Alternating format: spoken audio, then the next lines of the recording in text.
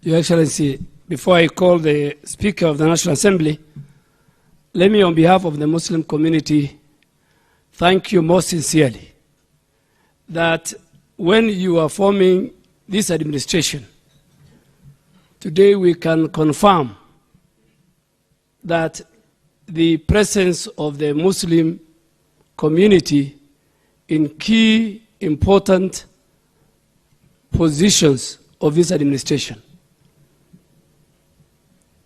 That does not mean that you appointed us to serve the Muslim Ummah. You appointed each and every one of us, including my other colleagues from the Christian community, that we serve the people of Kenya. But our position reflects the inclusivity, the diversity of the government that you have formed. In all aspects of this administration, and on behalf of the Muslim community, we want to thank you. Your Excellency, the most important thing, which was part of your campaign strategy and manifesto, was to bring an end to the culture of extrajudicial killing, the culture of discriminations against certain sections of our community when it comes to citizen rights. Your Excellency, you will be the first administration that will address and has addressed this matter. That if you are called Mohammed, Hassan, and Osman, you'll be treated differently when you want to access certain important government citizen documents. Your Excellency, nataka niwaambie wasitumie maandamano mwezi wa Ramadhani. There is a world of difference. This is a month of peace. Na hata walipiga maandamano paka 20th of Ramadan. So hata wakituambia ati wanangojea Ramadhani ishe, sasa ungetuheshimu siku ya kwanza. The first day this maandamano started was the first 2 days of the holy month of Ramadan. And Your Excellency, because you and the Honorable Musalia and myself, we are part of the original partners of the leader of the opposition in 2007 and 5. I have never seen, and every night it amazes me, that the electoral process in our country passes through constitutional parameters.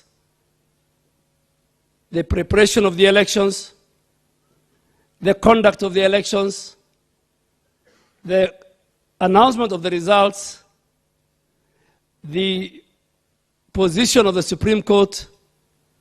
Then 7 months later, somebody, Your Excellency, comes up and says, there is a whistleblower, who we don't know. That whistleblower is more important than the Supreme Court. That whistleblower says more truthful than the Independent Electoral and Boundaries Commission. And I think time has come when the people of Kenya must stand up and say, we are tired of these shenanigans. Election comes and they go. If you want to say you want to share power with this administration, then the best thing to do is Hassan Omar and Abdul Samad Sharif should share power. They competed against each other. And Abdul Samad Sharif won the elections. Today he's the governor of Mombasa.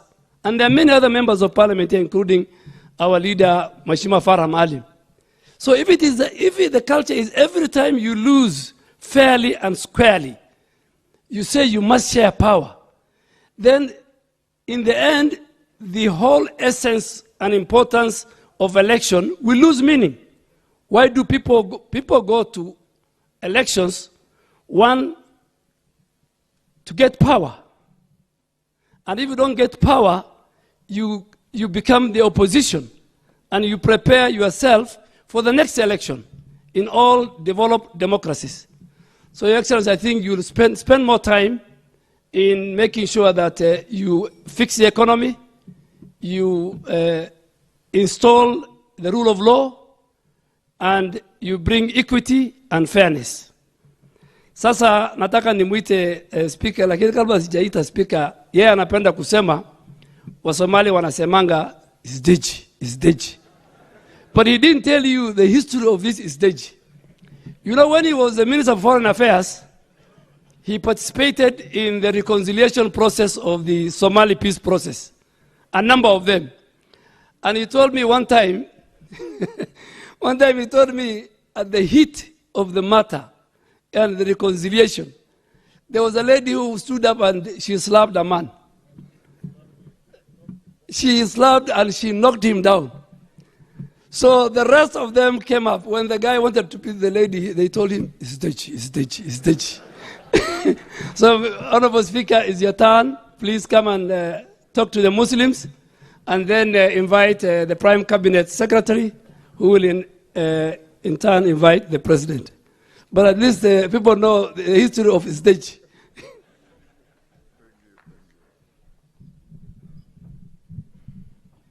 Thank you. Bismillahirrahmanirrahim.